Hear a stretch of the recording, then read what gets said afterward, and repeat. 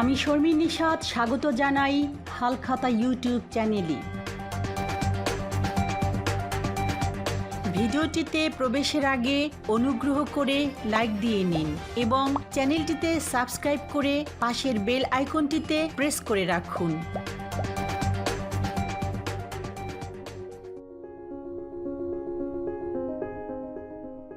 কথাসাহিত্যিক আখতারুজ্জামান ইলিয়াস এবং তার নিজের বক্তব্য।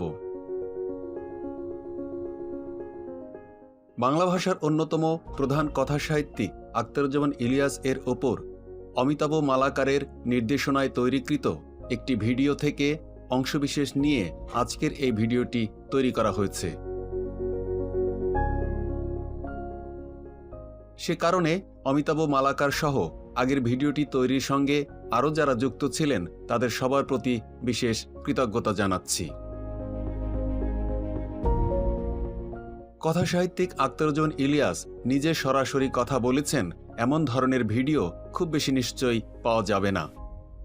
সেদিক থেকে বিশেষ গুরুত্ব রয়েছে আজকের ভিডিওটির। আমরা আজকে বাংলাদেশের অত্যন্ত উঁচু মাপের এই সমাজ নিরীক্ষক সম্পর্কে জানবার চেষ্টা করব এবং ফাঁকে ফাঁকে তার নিজের মুখ নিঃসৃত কিছু কথাও শুনব।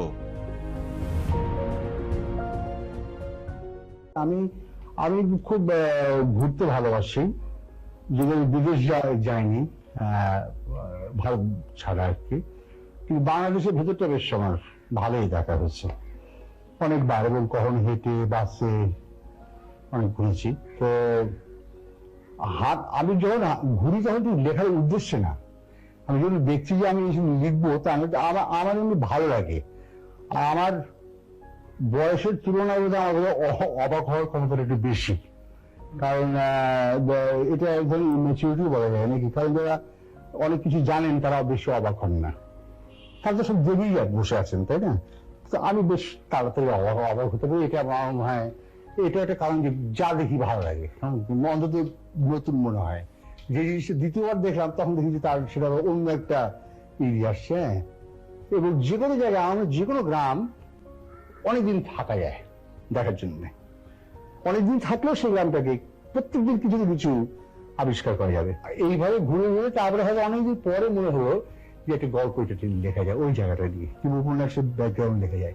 এইভাবে ঢাকা শহরে তো আমি অনেক হাঁটতাম, খুবই হাঁটতাম আর কি, বিশেষ করে সুইজারল্যান্ড মুভমেন্টের আগেও ইন্টার 60s যে পিরিয়ডটা খুব হাঁটতাম। এবং সেই সময় ঢাকা শহরের যাদের আমরা আদিবাসী বলি আর কি, তাদের সঙ্গে আমার অলমোস্ট তাদের সমাজের মধ্যেই থাকতাম, ঘুরতাম। তো যাকে বলে খুব ভালো ছেলে ছিলাম তা তো না, ওদের সঙ্গেই থাকতাম। তো সেই সময় অনেক ঢাকার যে সব গল্প, শহরেরও কিন্তু মিথ থাকিয়ে গেছি, যেটা আবার ঢাকা হয়তো আমরা জানি না। যেমন আমি নন্দলাল দত্ত লেন, লক্ষ্মী বাজারে 5 ঘরে হাঁটলেন, এই সব উপন্যাস আছে। ওখানে ওই ভিক্টোরিয়া পার্ক, সেখানে সিপাহী বিদ্রোহী সিপাহীদের হয়েছিল, ফাঁসি দেওয়া হয়েছিল। সেই জন্যই মনে করা হয় যে এখানে অনেক আছে, তাদের বোধ হয় প্রেতাত্মারা আছে। এবং একটা সময় ছিল তখন আমাদের খুব ছোট অবশ্য, তখন তো ভিক্টোরিয়া পার্কে সন্ধ্যাবেলার পরে লোক ভয় হয়ে যেত না। তো ওখানে কিন্তু ভূত ছিল, তাদের অনেকে মনে করা হতো মিরাটের ভূত, মানে মিরাটের সেপাই। একজনের নামই ছিল মিরাটি, হয়তো বলে আজকাল মিরাটি আই ছিল দেখলাম। হ্যাঁ, তো এইভাবে বললো, এমন হয় এই যে সব চোখে দেখেছে জেলের সিপাহী। তার নন্দলাল দত্ত আমি বহু লোককে চিনি যারা কবন ধরে দেখেছে, এবং ও যেমন দেখেছে একজনকে ভূত দেখেনিও, কিন্তু একজন লোক ভূত দেখছে সে অবস্থায় ও তাকে দেখেছে। আখতারুজ্জামান ইলিয়াস 1943 সালের 12 ফেব্রুয়ারি বাংলাদেশের গাইবান্ধা জেলার গটিয়া গ্রামে মামার বাড়িতে জন্মগ্রহণ করেন। তার পুরো নাম আখতারুজ্জামান মোহাম্মদ ইলিয়াস, আর ডাকনাম মঞ্জু। মাসের খরচ তো আর একদিনেই সব হয় না, তাই টাকাটা আলমারিতে ফেলে না রেখে মাস পয়লাতেই রেখে দেই আইএফআইসি আমার অ্যাকাউন্টে। প্রয়োজন মতো তুলি আর বাকি টাকার উপর দৈনিক হারে আকর্ষণীয় মুনাফা পাই। সব পেশার, সব বয়সের সবার জন্য আইএফআইসি আমার অ্যাকাউন্ট। সুবিধা যেমনই চাই, হিসাব একটাই। IFIC Bank. তার পৈতৃক বাড়ি বগুড়া জেলায়। বাবা বদিউজ্জামান মোহাম্মদ ইলিয়াস আর মা বেগম মরিয়ম ইলিয়াস। বাবা পূর্ব বাংলা প্রাদেশিক পরিষদের সদস্য ছিলেন 1947 থেকে 1953 পর্যন্ত এবং মুসলিম লীগের পার্লামেন্টারি সেক্রেটারি ছিলেন তিনি।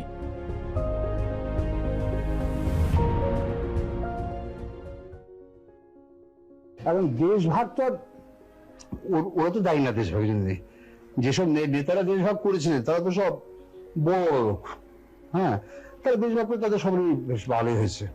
বাংলা ভাগে জওহরলাল কিংবা প্যাটেলের ভূমিকা অত্যন্ত খারাপ, সবচেয়ে খারাপ, এবং এরা চিন্তা করতে পারেনি। এবং জওহরলাল তো পূর্ব বাংলাকে কোনো মানে ভদ্রলোক জায়গায় গ্রহণ করতেন না, বলতেন যে পূর্ব বাংলা আর ভারতবর্ষ হবে করে।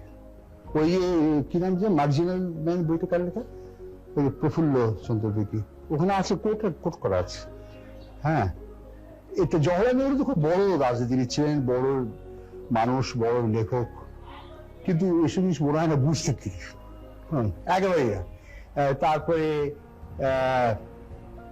মানে একটা তো ওদের ভিতরে হাওয়ার জগতে বাস করতেন তো, তাই না? আর এটা হ্যামলেট, তাই না? হ্যামলেট কিন্তু খুব নিম্নমানের হ্যামলেট আর কি, মানে অসৎ হ্যামলেট। এবং এই অসৎ হ্যামলেটের পক্ষে এই যে সবসময় দোদুল্যমান আছে তো, হ্যাঁ, বড় বড় কথা বলছে, তারপর সবসময় সারেন্ডার করছে, তাই না? সুরেন্দ্রনাথ ব্যানার্জির নাকি বলা হতো সারেন্ডার নট ব্যানার্জি, তো তার উল্টো হচ্ছে জওহরলাল নেহরু। জওহরলাল নেহরু খুব খারাপ। এবং পূর্ব বাংলার লোকদের সময়, পূর্ব বাংলার সময় যে ড্যামটা একটা জায়গা, আপনি পড়েছো সে আছে না, সালমান রুশদি, ওখানে আছে না বাংলাদেশ ধান হয়, খালি ধান হচ্ছে, ড্যাম জায়গা, জলাভূমি। তো এই সালমান রুশদির সঙ্গে কি এই মনোভাব সালমান রুশদি খুব সার্কাস্টিক হতে বলেছে, আর জওহরলাল সেটি বলেছে গম্ভীর হবে। তো কোনটাকে আমি করবো, মানে বেশি নিন্দা করবো, বুঝতেছি। আর দেশভাগের সঙ্গে অনেক কিছু জড়িত, দেশভাগের সঙ্গে দাঙ্গা জড়িত, দেশভাগের আগে দুর্ভিক্ষ, মানে 43 সালে, তারপর দেশভাগের পরপর দেশ ত্যাগ, মানুষের দেশ ত্যাগ, তাই না? এই যে এমন স্বাধীনতাই হলো যে স্বাধীনতার ফলে দেশ ত্যাগ করতে হয়, অর্থহীন স্বাধীনতা। ওটা যে দেশ আমি স্বাধীন করলাম, সেই স্বাধীনতার দাম হচ্ছে তোমার দেশে ছেড়ে যেতে হবে। আখতারুজ্জামান ইলিয়াস 1958 খ্রিস্টাব্দে বগুড়া জেলা স্কুল থেকে মেট্রিক, 1960 খ্রিস্টাব্দে ঢাকা কলেজ থেকে আইএ, 1963 খ্রিস্টাব্দে ঢাকা বিশ্ববিদ্যালয় থেকে বাংলায় বিএ অনার্স এবং 1964 খ্রিস্টাব্দে এমএ ডিগ্রি লাভ করেন।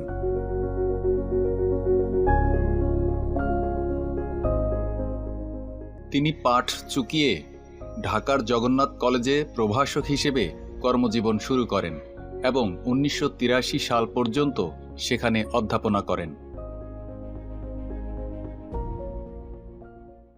আমি বলছিলাম যে একটা শ্রমিক যদি, এই দেশের শ্রমিক, সে যদি গরিব মেহনতি শ্রমিক, কিন্তু সে খুব অনেস্ট, মহা অনেস্ট, তার বউ বেশি খুব ভালোবাসে, কষ্ট করে বলে ছেলেকে পড়াচ্ছে, এটা ঠিক না। তাই হয়, তাই এই সোসাইটি থাকে ভালো। ভালো তো যে সোসাইটিতে একটা শ্রমিক ঘাম মানে রক্ত জল করে ছেলে মেয়েকে ঠিক মতো পড়ায়, বউকে ভালোবাসে, মারামারি করে না, আগে যায় না কাজে, এই সোসাইটি ভালো, ঠিক আছে। তাকে কম পয়সা দিয়ে তার কোনো ক্ষতি হচ্ছে না তো, তার তো মানে মূল্যবোধ গুলো নষ্ট হচ্ছে না, তাই না? তার তো মূল্যবোধ নষ্ট হচ্ছে না, তাহলে এই সোসাইটি ঠিক আছে। এই তো আমি বলবো ঠিক নেই, ঠিক নেই বলে শ্রমিক থাকছে না, অনেক থাকতে পারে না সে। তিনি বিয়ে করেন 1973 সালে। তার স্ত্রীর নাম সুরাইয়া তুতুল।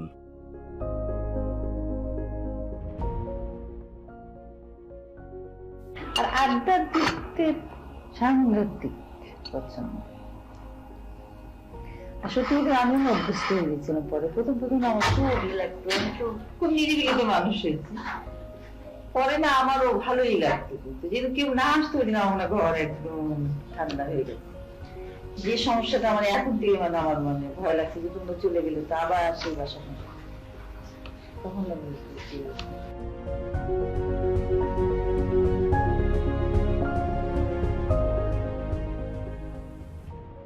কর্মজীবনে জগন্নাথ কলেজ ছাড়াও প্রাথমিক শিক্ষা অধিদপ্তরের উপপরিচালক, সঙ্গীত মহাবিদ্যালয়ের উপাধ্যক্ষ, মফিজ উদ্দিন শিক্ষা কমিশনের বিশেষজ্ঞ এবং ঢাকা কলেজে অধ্যাপক ও বিভাগীয় প্রধান হিসাবে দায়িত্ব পালন করেন।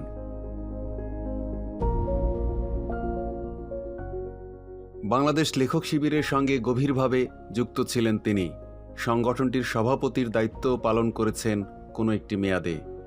তাঁর সমর্থন ছিল দেশের প্রগতিশীল ও মানবতাবাদী সাংস্কৃতিক ও রাজনৈতিক আন্দোলনের প্রতি, যদিও তিনি কথা সাহিত্যিক হিসেবেই বিশেষ খ্যাতি অর্জন করেন। তাঁর লেখায় সমাজ বাস্তবতা ও কালচেতনা গভীরভাবে প্রতিফলিত হয়েছে।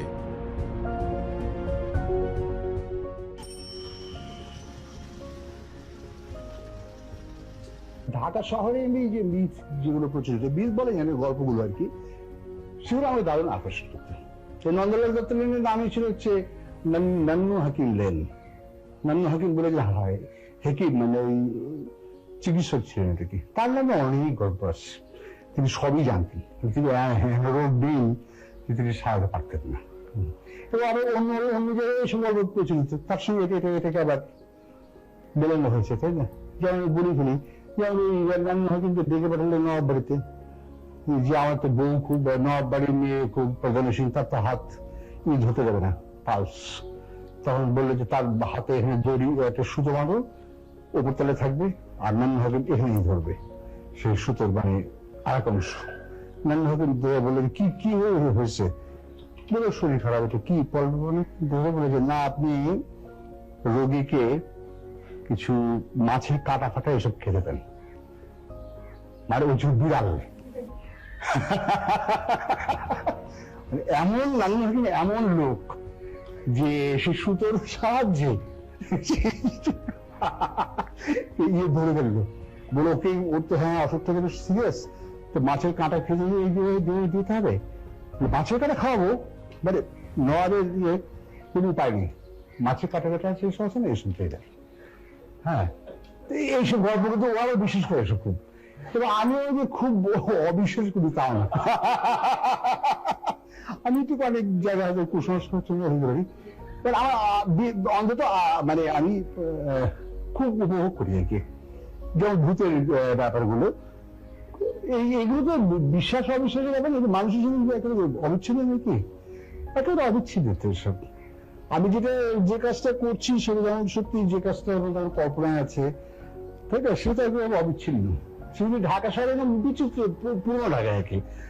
তো ঢাকায় তো ভূতের গলি দুটো, একটা হচ্ছে ভূতের গলি ভজনী শাহ স্ট্রিট, সে হচ্ছে ভূতের গলি ওয়ারিতে, আর একটা হচ্ছে এটা ছিল আগে ছিল ভূতের বাড়ি ছিল, এটা হচ্ছে ফ্রেশ স্ট্রিটের এখানে। এইসব অনেক কি ছিল। তাছাড়া ঢাকায় যে তো আগে ঘোরাঘুরি চলতো বেশি, মানে যাকে বলে যে অটোমোবাইল জিনিসটা কম ছিল, স্বাভাবিকভাবেই ঘোড়াগাড়ির স্পিড, ঘোড়া ইত্যাদি সব মিলিয়ে মানুষের চিন্তা ভাবনা ঠিক ওরকম ছিল, তাই না? তাঁর রচনা শৈলীর ক্ষেত্রে যে স্বকীয় বর্ণনা, রীতি ও সংলাপে কথ্য ভাষার ব্যবহার লক্ষণীয়, তা সমগ্র বাংলা কথাশিল্পে অনন্য সাধারণ। ইলিয়াসের উল্লেখযোগ্য কয়েকটি রচনা গ্রন্থ হল অন্য ঘরে অন্য স্বর 1976, খোয়ারি 1982, দুধ ভাতে উৎপাত 1985, চিলেকোঠার সেপাই 1987, দোজখের ওম 1989, খোয়াবনামা 1996 এবং সংস্কৃতির ভাঙা সেতু।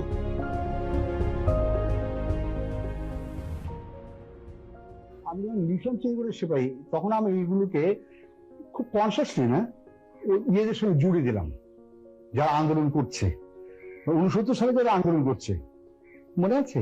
সেখানে দেখা যাচ্ছে খিজির দেখছে, আরে কবন্দটা তো কবন্দ যাইতেছে, সে যেন এই আন্দোলনের একটা অংশ, তাই না?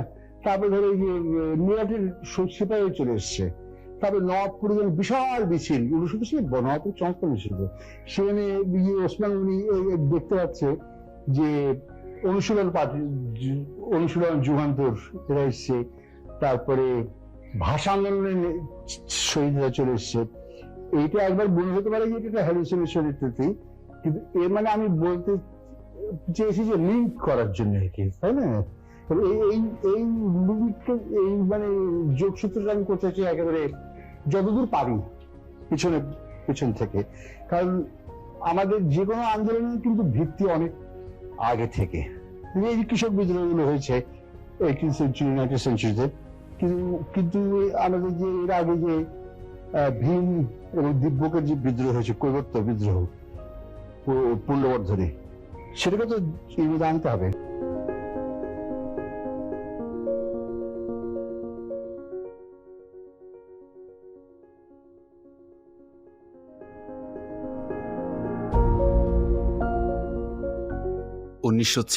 সালের 13 জানুয়ারি আখতারুজ্জামান ইলিয়াসের ক্যান্সার ধরা পড়ে। রোগটি দেরিতে ধরা পড়ার কারণে তার অবস্থা ক্রমশ খারাপ হতে থাকে। ওই বছরের 20 মার্চ তার ক্যান্সার আক্রান্ত ডান পাটি পুরোপুরি কেটে বাদ দিতে হয়।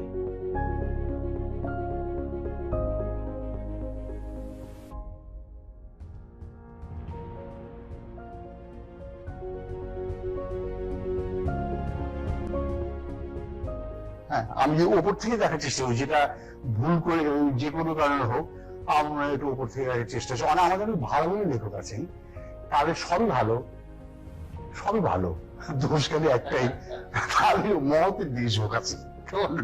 কিন্তু আমি যখন লিখবো তখন তো আমি তো সোশ্যাল মিডিয়া লিখতে পারি না, সেটা আমি ওই লোকটাকে সম্পর্ক নিয়ে আসার চেষ্টা করি। তবিয়ে বাবলিকা একটা ভালো পয়েন্ট ধরেছে, তারপরে নাম নেই, কিন্তু সে আসলে পরিচিত ছিল বাগারবাড়ির নাতি, পরে হলো তবিয়ের বাপ। এটা আমি ইচ্ছে করে করেছি, কারণ তার কোনো আইডেন্টিটি নেই। সে কিন্তু স্বপ্ন দেখতে পারে না, সে স্বপ্নের মধ্যে থাকে, মানে ঘোরের মধ্যে থাকে। তাদের যখন বইগুলো জিজ্ঞেস করলে বলো তো, কারণ তুমি কখনো বলো না কেন স্বপ্ন, বলো তো কি স্বপ্ন দেখছো, সে আবার তখন যেসব কথা বলছে বৈকুণ্ঠ বলছে তুমি তো সত্যি সত্যি সেদিন গেছিল, এটা যেটা বলছে ও কিন্তু স্বপ্ন মানে ইনকেপেবল স্বপ্ন দেখতে আর কি, কিন্তু তরুষ কিন্তু স্বপ্ন দেখে। একটা ব্যাপার কি, একটা আপত্তি অনেকে করেছে, কারণ বই যারা পড়েছেন বন্ধুরা কিংবা বইটা যারা ভালো বলেছে তারা একটা আপত্তি করছে, সেটা হচ্ছে যে পলিটিক্যাল কথাবার্তা যেখানে এসছে সেটা এর মধ্যে এলো না কেন, ঘোরের মধ্যে এলো না কেন, কিংবা একটা ফ্যান্টাসির মধ্যে এলো না কেন। তাহলে কিন্তু ওই সালমান রুশদি হয়ে যেত জিনিসটা। আমার যেটা মনে হয়, যদি আমি সবটাই ওর মধ্যে নিয়ে আসি তাহলে আমি বন্দী হয়ে যেতাম, কোনো না কোনো আলাদা করে হয়ে যেত না। হ্যাঁ, আমাকে তো ভারসাম্যটা বজায় রাখতে হতো, তাই না? আর যে জিনিসটাকে আমি পছন্দ করি না একবারই, সেটা আমি স্পষ্ট করে বলবো। আল্লাহর স্বপ্নের চেয়ে ভাতের স্বপ্ন কোনো অবশ্যই ছোট, তাই না? একজন লোক আল্লাহকে স্বপ্ন দেখে, আর হলো ভাতের স্বপ্ন দেখে। আমার তো ভাতের স্বপ্ন যদি দেখে, তার স্বপ্ন দেখার কোনো বেশি, তার স্বপ্ন আল্লাহকে যে স্বপ্ন দেখে, সে কিন্তু আসলে প্রথম জায়গায় সন্দেহ আছে। সাত্তারের জামাইয়ের নাম কি, সারিন্দ্র আনসার, সে তো পীরের কাছে গেছে, তার ছেলে হয়েছিল অসুখ। আমি যে গ্রামে যেতাম না গোলাবাড়ি, সাত্তার বলে একজন ছিলাম, মারা গেছে। তার জামাই যে সানিল, তার ছেলেকে নিয়ে ঢাকা এলো, এসে আমাকে বললো যে আমি ছেলেকে দিয়েছি ডাক্তার। তাই আমি ওই অ্যাপয়েন্টমেন্ট এসব করার ব্যবস্থা করলাম। ডাক্তার বড় ডাক্তার দেখালো, তার ছেলে কাঁপে, 7 দিন কাঁপলো, আবার ঠিক যায়। ডাক্তার দেখে সে ঈদ ছিল, ঈদের আগে সে চলে গেল। তারপরে অনেকদিন পরে আমি আবার গেছি, ওখানে মাস 2 পরে গেছি, তো যথারীতি ওখানে গেছি, ঘুরে টুরে দুবেলা যখন ভাত পাওয়া যেত আর কি, গরিব লোক। তারপরে গেলে ও বললো যে আমি কি তোমার খবর কি, আচ্ছা বলে না ওটা হলো না, এত বড় একটা সেখানে এখানটা আমি কেন হলো না, বলি না ওটা অন্য ব্যাপার আছে। কি ব্যাপার? হ্যাঁ হ্যাঁ, আর ওকে শেষ পর্যন্ত কেউ পাচ্ছে না। তখন কালো বলে জায়গা আছে বগুড়া জেলাতে, ওখান থেকে সে মোটর সাইকেল করে কালো গেছে। কালোতে একজন শিখ পীর না ইমাম সাহেব আছে, মানে মসজিদের যে পুরোহিত ইমাম সাহেব। ইমাম সাহেবের কাছে ইমাম সাহেব বলে যে দোষ তো তোমার বাড়ির মধ্যে আছে, কেমন বলে তোমার বাড়ির মধ্যে দোষ, তুমি তামান দুনিয়া এখানে উঠতে বেড়াও, উঠতে পারে খুঁজে বেড়াও, কেমন? তাই শুনে সে দেখে ভাই আমার বাড়ির কাছে আসি নগর। হ্যাঁ, সে সেটা বলে কি ওই যে বরগাছ আছে, পারুল গাছ, পারুল গাছে ঝুড়ি হয় না, ওদের বাড়ির সামনে বিরাট পাকুল গাছ আছে, ওই পাকুল গাছে ইয়ে আছে একটা, মানে ভূত টুত আছে, সে করছে। হ্যাঁ, তা ওই গাছটায় তুমি কিছু ই করো, সুরা টুরা পড়ে দিল, মানে মুসলমান সুরা না, ওটা মুসলমান ভূত, তারপরে সুরা পড়ে পড়ে দিল। সারা গাছে হিন্দু থাকে, হ্যাঁ না না, সারা গাছে মুসলমান ভূত নেবে এলাউড দিতে, ওখানে তো আনটাচেবিলিটি আছে, তো অস্পৃশ্যতার ব্যাপার আছে, যেটা মজাও আসলো। তারপর ছেলেরা সারে না, মানে ইনস্পাইট অফ দ্যাট সুরা অ্যানালিসিস, তো আবার গেল যে হুজুর সারে না, তো আমি বুঝতে পারছি সারবে না, তুমি মান্নানের কাছে যাও। এই মান্নানের কাছে আবার আমি গেছিলাম, বুঝলে, পরে এই শুনে আমি খুব ইন্টারেস্ট হলাম। তো হোন্ডা টোন্ডা চলে তো খুব অসুবিধা, কিন্তু আমি আনফর্চুনেটলি মান্নানের এটা পাইনি, মান্নানকে পেয়েছিলাম, মান্নানের ফর্মটা পাইনি আর কি। তো গেল মান্নানের বলে, মান্নানের কাছে ইমাম সাহেব বলছে মান্নানের কাছে একটা কালী আছে। মান্নানটা তো সাধারণ লোক, নামাজ সমাজ পড়ে সবই আছে, গরিব লোক আর কি। কালী আছে, কালী মানে মা কালী। হ্যাঁ, তারপর মান্নানকে তুমি ডেকে নিয়ে এসো। তখন সে বললো যে আমি অনেক রাত্রে এসে মোটর সাইকেল চালিয়ে করতে গিয়ে ডেকে নিল। ডেকে নিলে ইমাম সাহেব বলে তোকে বিপদে পড়ছে, কি করা যায়? বলে ইমাম সাহেব তাকে সম্মোহিত করতে লাগবে, সম্মোহিত করে ওই কালী তার পক্ষে কথা বলবে আর কি। তারপরে কালী বলতে লাগলো যে ওই যে বট গাছ, সে প্রত্যেকটা ঝুড়িতে কালীর একটা রিপ্রেজেন্টেটিভ আছে। হ্যাঁ, ওর নিচে দুটো পাঁঠা বলে দিতে হবে, কেমন? ওই বট গাছের না, বট গাছের নিচে, এবং কি বলে এটাকে, তোমার জপমালা দিয়ে দিতে হবে আর কি। হ্যাঁ, হিন্দু জপমালা। কিন্তু এই সময় খুব লাগলো ইমাম সাহেবের, এটা কিন্তু 1 বছর এর কথা বলছি, বিষয়টা কেন পাঠার কারণে বলে দেবে ঠিকটা। তখন খুব তর্ক হলো ওদের মধ্যে, ওই সম্বন্ধে না পাঠা বলি ছাড়া হবে না, ওই না পাঠা বলি দেওয়া চলবে না, মুসলমান হলে পাঠা বলি দেবো। আমি যখন গল্প পড়বো, উপন্যাস পড়বো, তখন তো আমি মানুষগুলোকে চাই। আমার একটা চরিত্র আছে যে হাড্ডি খিজির, সে যখন স্কুটারে যাচ্ছে, স্কুটার নিয়ে একটা ওই যে ভদ্রলোকের ভদ্র মহিলাকে নিয়ে যাচ্ছে রেস করছে দিয়ে, তারপরে কিছু সরকারি পৃষ্ঠপোষকতা প্রাপ্ত ছাত্র মনে উঠলেন, তারা মেয়েটাকে নিয়ে গেল রেপ করতে। তখন লোক খিজি বলছে যে চলেন, নিতে চলেন, থানায় চলেন, চলেন ধরি। তো লোক বলছে না আমার মুশকিল, সে খুব ভয় পেয়ে গেছে, লোক জান কাকে ভাড়া দেন, ভাড়া বলছে তুমি এর মধ্যে ভাড়া চাচ্ছ, তুমি কি মানুষ? বলে না, আমি তো মানুষ না।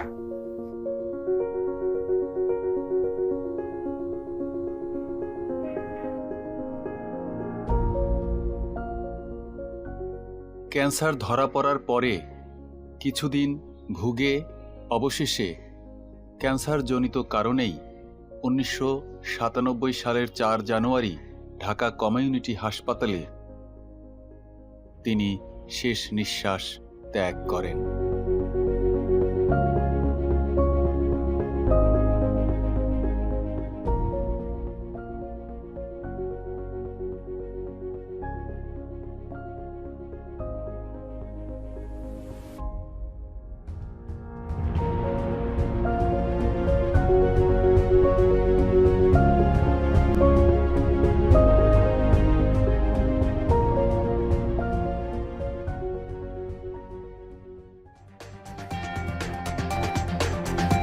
ভিডিওটিতে যদি লাইক না দিয়ে থাকুন তাহলে অনুগ্রহ করে লাইক দিয়ে নিন এবং চ্যানেলটিতে সাবস্ক্রাইব করে পাশের বেল আইকনটিতে প্রেস করে রাখুন।